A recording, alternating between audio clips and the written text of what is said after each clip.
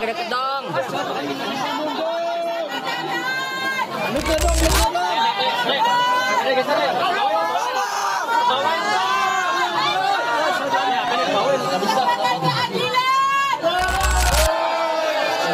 Bapak Kapolri, ada anak manusia loh. Dulu 15 tahun dia nggak bisa ngomong apa-apa. Sekarang dia sudah dewasa 23 tahun. Dan masih ada 7 terpidana lain yang masih di dalam. Bapak Kapolri, mereka sampai mencari keadilan begini caranya. Kami mohonkan dari awal, apa sih yang terjadi di 2016? Saya sudah melakukan berbagai upaya untuk menyatakan bahwa Sakatata dan 7 terpidana ini bukan pelaku pembunuhan dan pemerkosaan. Saya lakukan banyak hal di 2016, tetapi kan memang hasilnya seperti itu. Yang saya yakini pada saat itu adalah kecelakaan lalu lintas. Di PK kami juga menghadirkan saksi dan ahli-ahli yang mengerucut pada kemungkinan adanya pengadilan sesat. Jadi kalau sampai saat ini Sakatata sampai berani melakukan sumpah pocong itu untuk menyatakan keadilan, untuk mencari keadilan.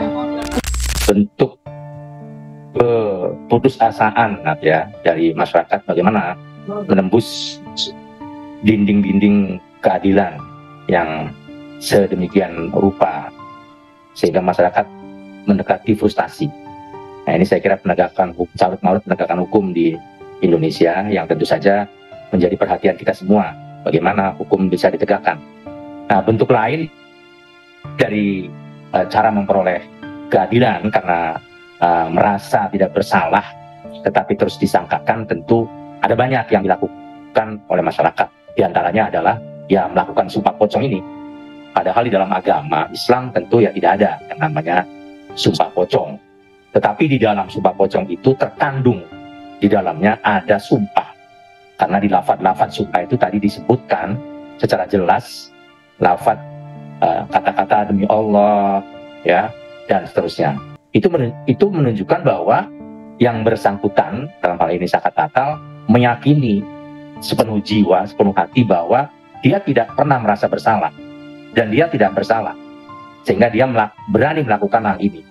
Nah, ini saya kira tradisi yang ada di Jawa ya, hampir dari Cirebon sampai Jawa Timur itu mereka yang dituduhkan melakukan sesuatu dan dia tidak merasa melakukan itu ya, kemudian dia mengambil positioning dengan sumpah pocong. Ini artinya menegaskan bahwa secara lahir batin diyakini betul bahwa yang bersangkutan tidak bersalah, tidak melakukan apa yang dituduhkan. Nah, ini tentu menjadi tanggung jawab penegak hukum, bagaimana hukum bisa dijalankan dengan baik. Jadi dia terjebak atas omongannya sendiri, ya kan? Kalau memang beliau itu berani sumpah pocong sesuai dengan apa yang beliau sampaikan kepada Hotman Paris, harusnya hari ini beliau datang, ya kan? Untuk keluarga 7 turunan bisa habis semua. Wah, itu berbahaya sekali, resikonya bahaya sekali, ya kan? Nah, yang ditantang ini kan bukan soal Eki masih hidup atau Eki sudah mati. Yang ditantang oleh pihak lawan perkaranya itu Rudiana adalah mengenai 8 orang yang mengalami penyiksaan ini. Berani nggak beliau sumpah pocong? Dan beliau termakan dengan omongannya Bang Hotman Paris. Itu masalahnya di situ. Nah, kita lihat terbukti. Sekarang netizen justru masyarakat Indonesia makin bertanya-tanya lagi dengan adanya tidak hadirnya itu Rudiana dalam sumpah pocong ini. Orang jadi semakin bertanya-tanya dan semakin mencurigai. Saya melihat bahwa dengan adanya begini, akhirnya saya menduga bahwa yang benar sebetulnya Sakatata. Sakatata siap disumpah pocong, sumpah apapun dia, dan dia datang. Dia buktikan bahwa perkataan dia, omongan dia benar. Nah, sekarang ini kita harus patut diduga juga bahwa apa yang menjadi omongan 8 orang terpidana ini, yang satu sudah bebas Sakatata dan 7 orang masih menjalankan hukuman, ya patut kita menduga bahwa yang mereka ngomong ini benar. Dan kemudian hakim juga dengan adanya sumpah pocong ini, hakim juga patut mempertimbangkan pada saat putusan PK-nya Sakatata ini.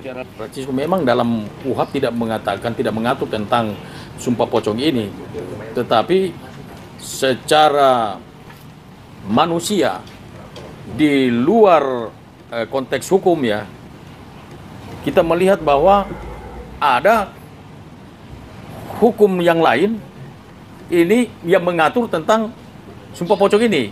Ada pakai hukum adat, ya kan? Hukum adat. Biasanya orang ada hukum adat yang mengatur tentang sumpah pocong ini. Nah, kita lihat per hari ini, kalau saya lihat dari sisi yang lain, seperti memang tidak diatur dalam KUHP, tapi dari sisi hukum adat, saat Ibtu Rudiana mau menentang Hotman Paris, sebetulnya yang saya mau katakan di sini bahwa sebetulnya Ibtu Rudiana ini masuk dalam jebakannya Bang Hotman Paris. Dia masuk dalam jebakannya, sehingga waktu dia dengan gagap perkasanya siap disumpah demi apapun dia siap, sumpah pocong pun dia siap, itu kan keluar dari mulutnya sendiri.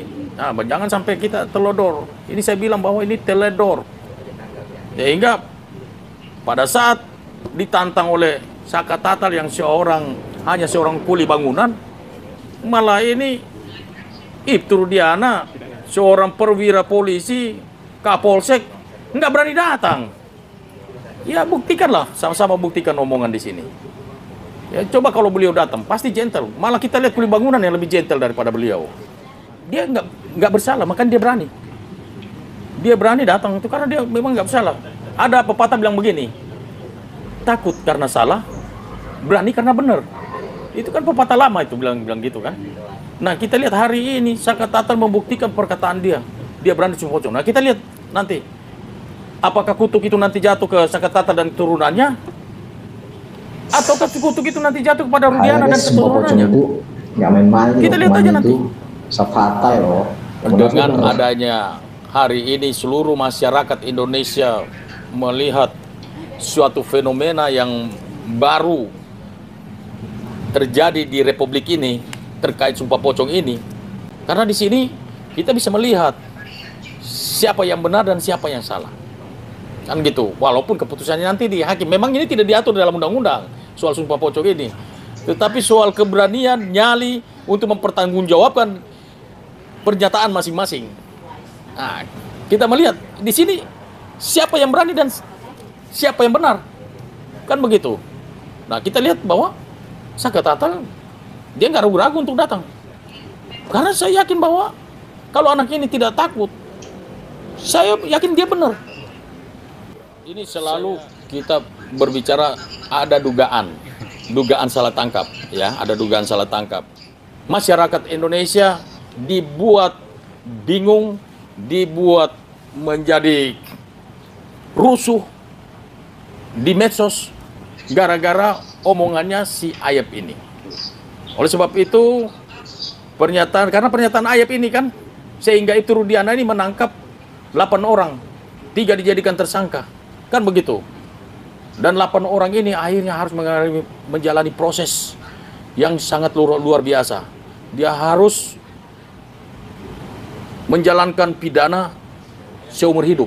Yang 7 orang, yang 1 Saka Tatal sedang mencari keadilan walaupun dia sudah bebas, kan begitu. Nah makanya biang kerok dari semuanya ini adalah Ayep yang memberikan pernyataan palsu, pernyataan bohong, merugikan banyak pihak termasuk klien saya Peggy Setiawan. Oleh sebab itu saya pastikan bahwa saya akan mempolisikan Ayep. Kemungkinan besar hari Senin saya akan buat laporan polisi. Ya, Pak. Di Mabes Polri. Pasal 242 KUHP, pasal Undang-Undang ITE, pasal 45 ayat 3, pasal 28 ayat 3.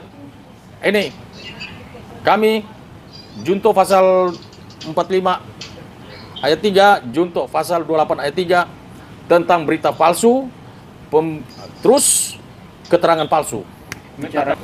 Ini suatu keputusan yang nggak main-main loh. Masalahnya kalau dia salah mengambil keputusan, ini korbannya satu keluarga dia. Bisa saja si Saka Tatal habis mati loh, ya kan? Saya yakin bahwa nggak ada orang yang mau mati konyol, kan gitu. Tapi kalau dia berani untuk mengambil keputusan seperti ini, saya kira ini menjadi satu pertimbangan buat hakim. Nah, dengan pernyataan sumpah pocong ini, di sini kita bisa buktikan, ya kan? Akhirnya masyarakat menilai Masyarakat Indonesia sudah pintar, sudah cerdas.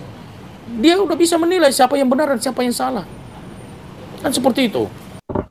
Nah itu dah guys, berita tentang sumpah pocong yang dilakukan oleh Saka Tatal, dan Ibu Titin sebagai pengacaranya itu mengeluarkan pernyataan untuk Kapolri bahwa ada seorang anak manusia yang rela melakukan sumpah pocong hanya semata-mata demi mencari keadilan, meyakinkan publik bahwasanya Saka Tatal ini benar-benar tidak terlibat dan bersalah di dalam kasus Vina ini ya guys. Ya sangat miris memang ya guys ya. Kenapa mesti sampai melakukan hal-hal yang dianggap berbahaya itu guys ya. Itu akibatnya bisa fatal loh, sampai bahkan ada dari ahli metafisika yang mengatakan bahwa sangat berisiko ya guys ya, bahkan sampai meninggal dunia, sampai mengakibatkan kematian ya guys ya. Jadi ya sangat miris memang ya guys ya. Dan tanggapan dari MUI mengenai sumpah pocong ini itu mungkin salah satu upaya atau bentuk keputusasaan seorang Saka Tatal mencari keadilan di negeri ini ya guys ya. Ya kita nggak bisa salahkan orang juga ya guys ya, mungkin itu cara dia untuk meyakinkan publik bahwasanya dia tidak benar-benar bersalah dan tidak terlibat di dalam kasus Vina ini ya guys. Dan tanggapan seorang pengacara sekaligus praktisi hukum Niko Kili-Kili ini menanggapi tentang sumpah pocong yang dilakukan Saka ya guys. Sampai sini dulu video kita, terima kasih banyak yang sudah menonton, sampai ketemu lagi di video berikutnya. Assalamualaikum warahmatullahi wabarakatuh.